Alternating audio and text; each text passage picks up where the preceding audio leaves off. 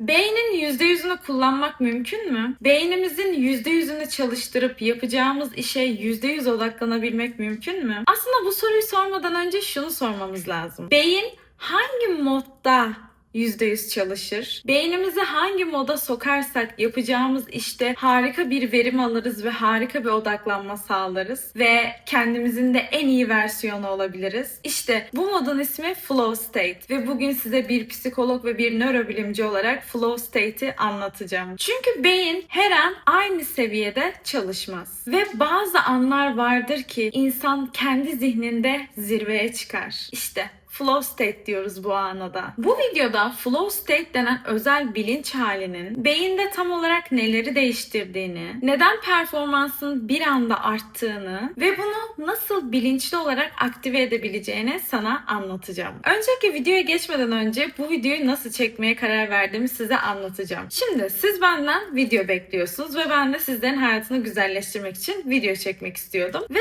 ne hakkında konuşacağımı bilmiyordum. Sonra bu tişörtü benim arkadaşım Sıla bana hediye aldı ve üstünde flow yazıyor. Bu F, bu L, bu O, bu da V. Buradan tam okunmasa da üstünde flow yazıyor. Sonra flow'u düşününce dedim ki evet, flow state'i anlatmalıyım. Çünkü belki de şu an günümüz insanlığının cinsiyet fark etmeksizin, yaş fark etmeksizin en büyük problemlerinden bir tanesi de o flow state'e geçememek. Hatta belki birçok kişi flow state'in ne olduğunu bile bilmiyor. Ama flow state o kadar önemli ki o ana geçtiğinde zaten zihnin, odağın %100 çalışıyor. Yani hep diyoruz ya, o zihnin %100'ünü kullanmak mümkün mü? İşte flow state'de tam olarak mümkün. Ve bana gelen bu hediye olan bu tişörtten de dedim ki flow state'i anlatmalıyım. O halde videomuza başlayalım. Ve eğer beni yeni tanıyorsan da merhaba, ben psikolog Beste Doğa Güven. Eğer kanala abone değilsen de videoya başlamadan önce kanala abone olmayı unutma. Şimdi ilk önce flow kelimesini, bu tişörtümde de yazan flow kelimesini bir inceleyelim. Flow, kişinin yaptığı işe tamamen daldığı, içsel motivasyonun maksimuma çıktığı, zamanın ya çok hızlı ya da çok yavaş algılandığı, benlik farkındalığının azaldığı, performansında doğal olarak zirveye çıktığı bir bilinç durumudur. Flow'da kişi kendini zorlamaz, kendini izleyip eleştirmez, yeterince iyi miyim diye sormaz. Sadece yapar.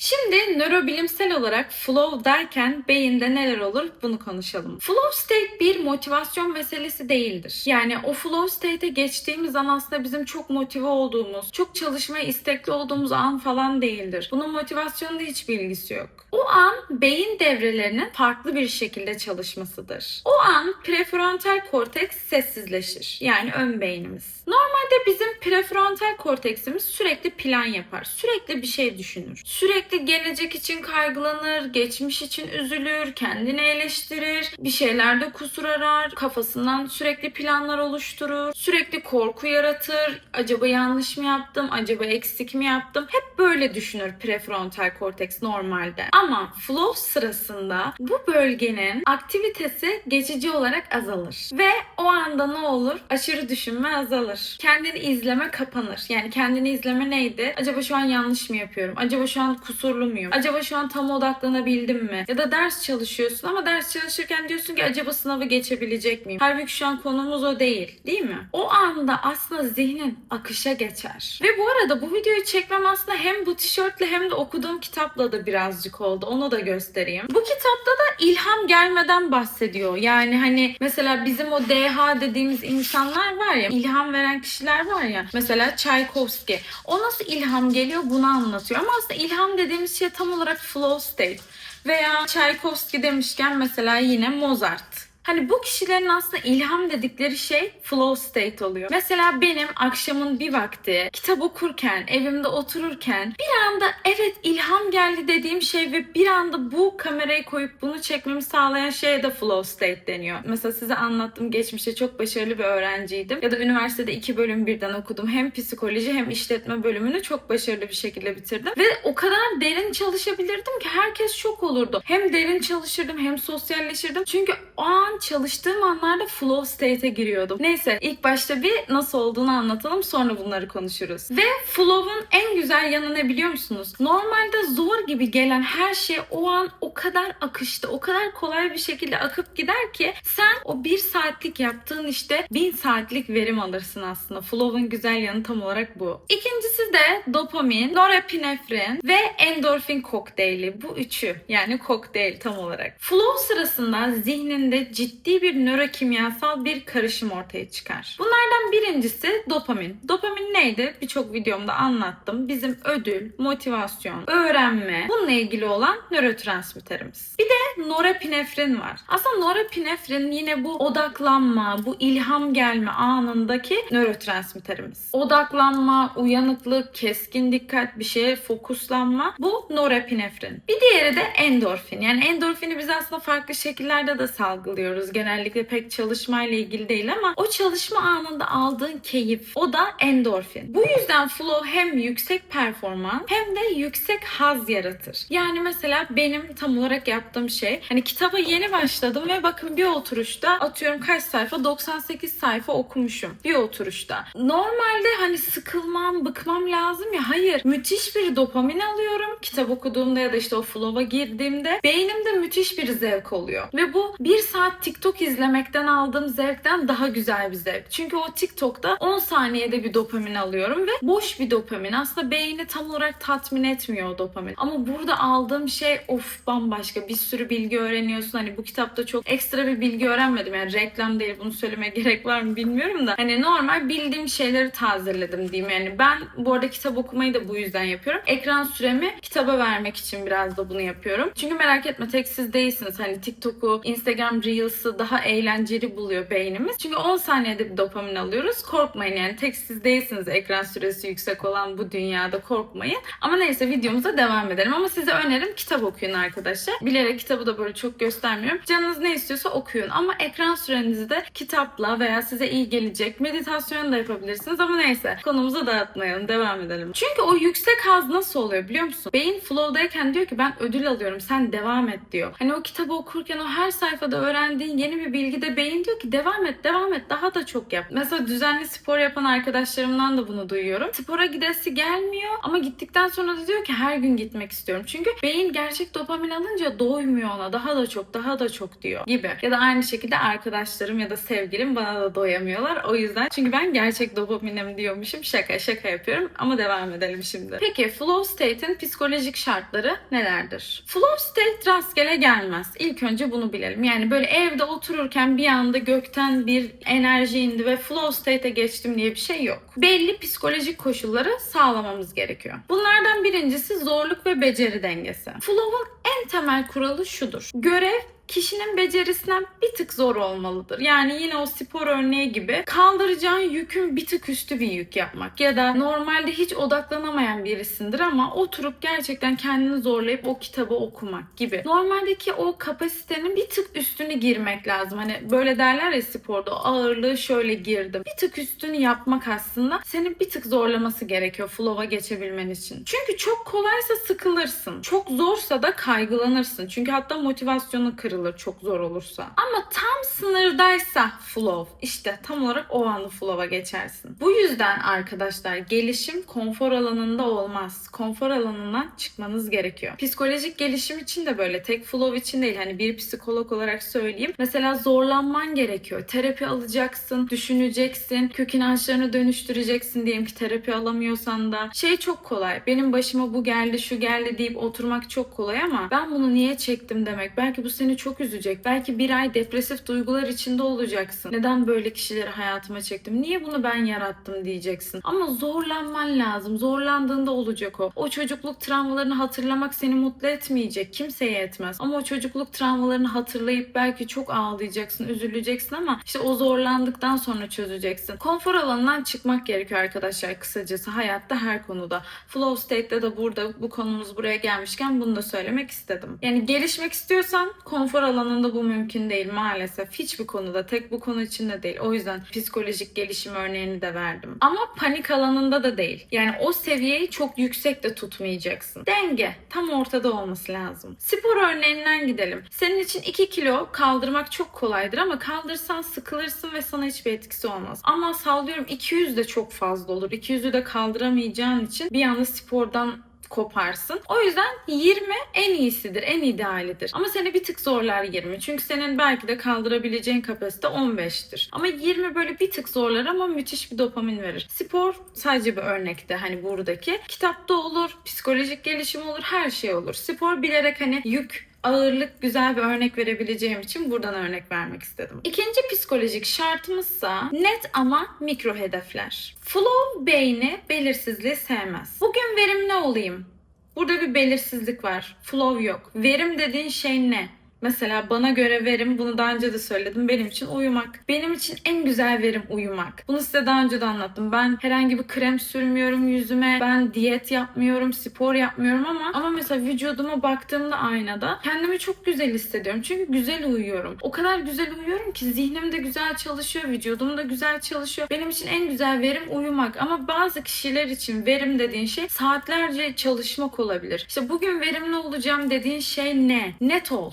Ya da bugün çalışacağım. Ne çalışacaksın? Net ol. Bugün kitap okuyacağım. Net ol. Nasıl kitap okuyacaksın? 100 sayfa mı? 3 sayfa mı? Net ol. Ya da bugün erken uyanacağım. Ama erken dediğin ne? Kimisine göre erken saat 5'te uyanmaktır. Çünkü o 7'de uyanıyordur. Kimisine göre erken 7'de uyanmaktır. Çünkü o genellikle 11'de uyanıyordur öğlen ya da 12'de. Net ol. Yani erken uyanmak dediğin ne? Beyin belirsizliği sevmez ve belirsizlik anında da flow state'e geçemezsin. Flow büyük hedeflerden doğmaz. Küçük ama net hedeflerden doğar. Üçüncüsü ise anında geri bildirim. Beyin şunu bilmek ister. Ben şu an doğru yolda mıyım? Bu yüzden yazmak, çizmek, söylemek, konuşmak, yürümek, üretmek, spor yapmak, resim çizmek, bunlar aslında flow için daha uygundur. Ki ben size journaling yapmanızı da öneririm yine bir psikolog olarak. Ama sürekli sonuç beklemek, sürekli onay aramak, sürekli takdir aramak ya da sürekli yaptığın işin görülmesi, bir sonuç görmek bu flow'u bozar. Çünkü flow'da biz hemen sonuç istemiyoruz. Mesela spordan gittik ya az önce, sporda kalalım. Spora gidiyorsun, bir gün yaptın ama ertesi gün bir anda tüm vücudun kasla dolamaz ya. Ve bu senin motivasyonunu da kırar. Seni flow'dan da çıkarır. O yüzden orada sonuca odaklanmayacaksın. O süreçten keyif almaya bakacaksın. Her konuda böyle. Ya da işte ben bu kitabı dediğim gibi okudum bugün. Ben şunu demedim bu kitabı okurken. Bir oturuşta bitireceğim demedim. O her sayfada öğrendiğim, sallıyorum bu kitap için demiyorum, tekrardan söyleyeyim. Öyle çok da bir şey öğrenmedim. Ama işte diyelim ki öğreten bir kitap. Her sayfada öğrendiğim bilgiye odaklanacağım. Bu arada yanlış anlaşılmasın. Bir şey öğretmedi dediğim bir kitap değil. Sadece ben zaten hani bunun lisans bölümünü okuduğum, üstüne kendim eğitimlerimi aldım ya, hani bildiğim konular olarak. Ama size öneririm, böyle bir kitapmış. Yazarı da kadın bir, o da bir psikiyatrist. Hatta ismine de bakayım. Dr. Nancy Anderson. Öyle bir okumak isterseniz, yani kitapla hiçbir şeyim yok. Hashtag reklam değil yani. Sadece bugün bunu okudum. Dördüncüsü ise içsel motivasyon. Bu en kritik nokta. En kritik nokta. Flow para için yapılmaz.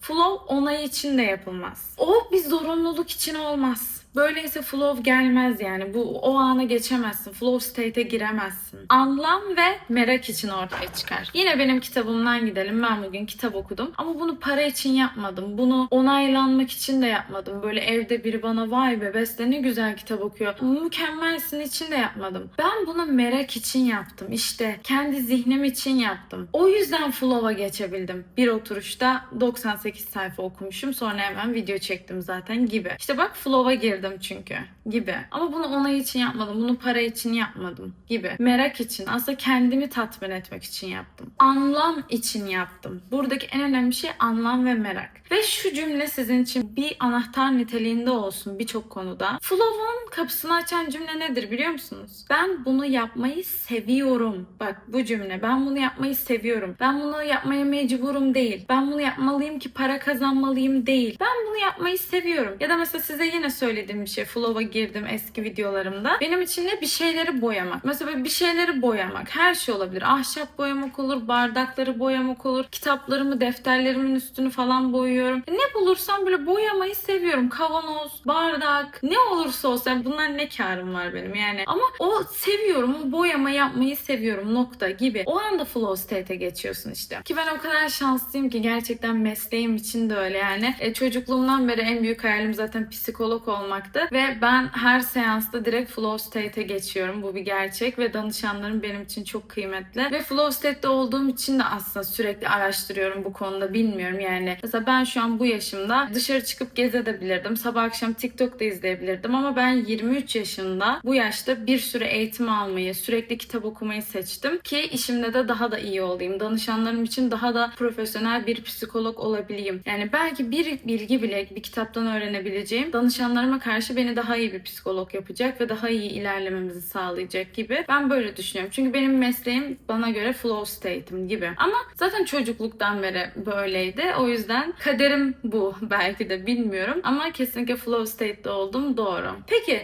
flow'u sabote eden psikolojik tuzaklar nelerdir? Birçok insan flow'a giremiyorum der. Belki de sen bu videoyu izleyeceksin ve diyeceksin ki flow'a giremedim. Ama bu sabotajları bilmiyorsun çünkü. İşte bu sabotajların farkında olman lazım. Eğer flow'a girmek istiyorsan. Bunlardan birincisi, en korkuncu, mükemmelliyetçilik. Bunun için burada mükemmelliyetçilikle ilgili bir videom var. Bunu da aynı şekilde hem psikolojik hem nörobilimsel ele aldım. Lütfen mükemmelliyetçi biriysen bunun için uğraş. Çünkü mükemmelliyetçilik seni mükemmel yapmıyor. Aksine daha da kötü yapıyor. Mükemmelliyetçilik hiç güzel bir şey değil. Ama bu videoda zaten anlattım. Gidip bunu izleyebilirsin. Burada sana tavsiyeler de veriyor olacağım. Bir diğeri sürekli kendini izlemek. Sürekli böyle yaptığın davranışı, yaptığın hareketi izlemek. Sürekli odağının onda olması. Nasıl görünüyorum? Nasıl görünüyorum? İyi yapabiliyor muyum? Doğru mu yapıyorum? Bozdun. Flow bozuldu. Bu bir sabotaj. Bir diğeri telefon bildirimleri, dış sesler, arkadaşınla çalışıyorsun. Kanka bir baksana bir şey diyeceğim diyor. Telefonla bildirim geliyor. Tam çalışacaksın. TikTok hadi kaydırayım.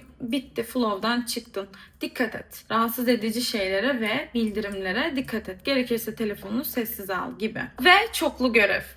Bu konuda bende de var bu. Hani işim harici diyeyim, mesela evde yapıyorum. Yani multitaskim ama gelişmiş olduğunu düşünüyorum. Bilmiyorum ama gerçekten tek bir işe odaklanmak daha iyi. Belki ben de buna ekstra özen gösteririm. Aynı anda birçok işi yapmaya çalışmak. Ama bu aslında insanı flow'dan çıkarabiliyor. O yüzden mümkün olduğunca tek bir şeye odaklan. Ama dediğim gibi bunu tamamen kişiye özel bırakacağım. Çünkü bazı insanların multitasking gelişmiş. Yani ben öyleyim. Ben gerçekten hani arkadaşımı dinlerken kitap okuyabiliyorum, yani onu dinliyorum, kitap okuyorum. Bir yandan mesaj yazabiliyorum ama multitasking'in gelişmiş olduğunu düşünüyorum, yıllardır böyle. Ama yine de aslında tek bir şeye odaklanmak daha iyi tabii ki. Peki bazı insanlar neden tam olarak flow'a giremiyor ve neden bu tarz sabotajları var? Biraz da bunu konuşalım. Bazı insanların flow'a girememe sebebi onların yeterince zeki olmadığından dolayı değil. Disiplinsiz olduklarından dolayı da değil. Yeterince istemediklerinden dolayı da değil. Veya potansiyelsiz oldukları için de değil. Çünkü onların zihinleri geçmişte öğrendikleri savunma kalıplarını hala çalıştırıyor. Sürekli tetikte olma hali, hata yapmaktan aşırı korkmak, kendini sürekli izlemek ve yargılamak, rahatlarsam kontrolü kaybederim inancı. Bu kalıplar bir zamanlar seni korumak için oluştu. Ama bugün flow gibi derin bilinç hallerinin önünde bir duvar oluşturuyor senin için. Ve işte tam burada da terapi devreye girer. Terapi flow'un önünü açabilir mi? Tabii ki evet. Çünkü terapi prefrontal korteksin aşırı kontrolünü fark ettirir. İç eleştirmenini yumuşatır. Güvende olma hissini bedenine öğretir. Beyninin artık rahatlayabilirim sinyalini almasını sağlar. Ve flow anı da tabii ki güvende hisseden bir zihinde ortaya çıkabilir. Ve güven de sadece bilgiyle değil, deneyimle ve duygusal düzenlemeyle ortaya çıkar. İşte bu yüzden de size terapi almanızı öneriyorum. Ve benden terapi almak isteyenleriniz için de bu mail adresine mail atabilirsiniz. info@bestedoğa.com mail adresine mail atarak benden terapi planlaması yapabilirsiniz. Peki flow state nasıl bilinçli olarak aktive edilir? Şimdi en önemli kısma geldik. 1. Zihnini ısıt. Flow'a bir anda girilmez. Böyle şak diye o ana giremezsin. Beynine şu mesajı vermen gerekiyor. Şimdi derin bir moda giriyoruz. Hazır ol. Ve bunu bir rutine döndürmen lazım. Yine bunu stres videomda da anlatmıştım. Benim en sevdiğim şey rutindir. Bunu söylemiştim hatta. Yani rutin. Mesela o flow anında hep aynı müziği dinlemek. Hep aynı kıyafeti giymek olabilir. Hep aynı parfümü sıkmak. Mesela benim yaptıklarımdan biridir. Benim aslında mükemmel hilelerim var. Hani başarı odaklı, özellikle ezber için yaptım. Bunlardan biri de koku. Benzer kokuyu sıkmak, ezber yapıyorsam ki beynimle özdeşleşsin o koku. TikTok'uyla. Böyle güzel hilelerim vardır ama size zamanla söylüyorum zaten. Ya da aynı ortam, hep aynı masa, aynı yer. Veya 5 dakikalık böyle bir serbest yazı çalışması. Serbest çağrışım. Tık tık tık tık tık tık tık tık tık. Böyle aklına ne gelirse hiç önemli değil. İşte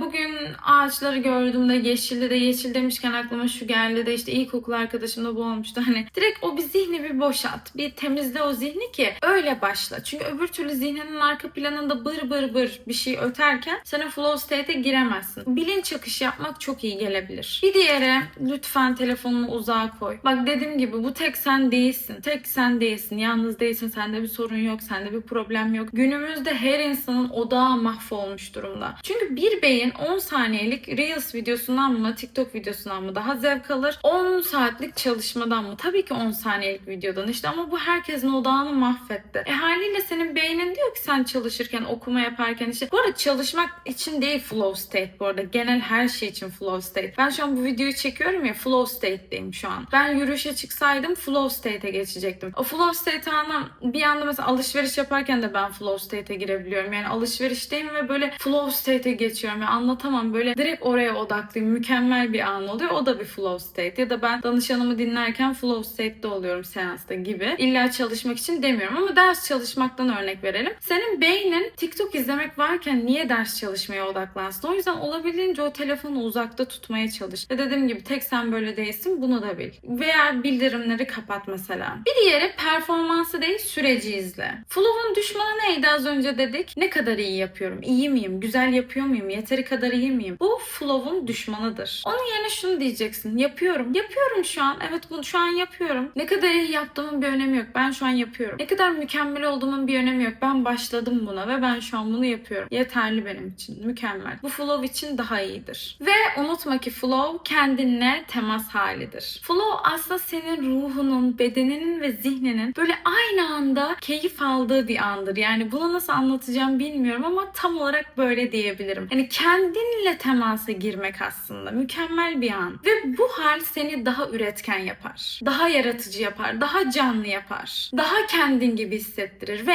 en iyi versiyonun olabilirsin. Flow state çok önemli. Ve son olarak şunu da söylemek istiyorum. Flow state'de önemli olan daha çok çalışman değil. Daha doğru çalışman. Flow state'in en güzel anı ne biliyor musunuz? Zihnin savaşarak değil, keyifle o anı yaşıyor. Mesela normalde bir yapman gereken bir görev var. Sen onu belki zorlanarak, böyle uflayarak, puflayarak yapacaktın ya. Flow state'de bunu keyifle yapıyorsun. Bundan daha güzel ne olabilir ki? Hem sorumluluğunu yapıp hem zevk alıyorsun. Ne kadar harika bir şey. İşte flow state sana bunu sağlıyor. Akışa geçiyorsun, akışta kalıyorsun. Zaman ve mekanda akıştasın. Kontrolü gevşetiyorsun. Kontrolcü olup, stresli olup bunu ne yapacağım, şunu ne yapacağım demene gerek olmuyor. Flow'dayken akıp gidiyor zaten. Ve zihnini susturabiliyorsun. Yine en güzel yanlarından birisi de bu. Ve korkma. Bu bir anda olmayabilir. Çünkü bu bir yetenek değil. Bu bir alışkanlık ve bilinç hali. Bu videoyu izledikten sonra bu videodaki konuştuklarımızı not al. Bugünden itibaren flow'a girmek için beynini kodla. Çünkü ne dedik? Bir anda girmeyeceksin. Hatta maddelerden birinde ne dedik? Beynini ilk bir hazırlayacaksın. Flow state'in ilk bir ne olduğunu beynin anlayacak. Sonra buna geçmek için adım adım her gün başlayacaksın. Bir anda yarın flow state'e geçemeyebilirsin. Ama bunu da pratik yaptıkça bunun ustası olacaksın. Ve bunun sonucunda da en iyi versiyonuna ulaşabileceksin. Ve bunun sonucunda da beyninin %100'ünü kullanabileceksin. Zamanının %100'ünü kullanabilecek ve anının %100 tadını çıkarabileceksin. Sizi çok seviyorum arkadaşlar. Kendinize çok iyi bakın. Gerçekten flow state öyle bir şey ki bir anda kitap okurken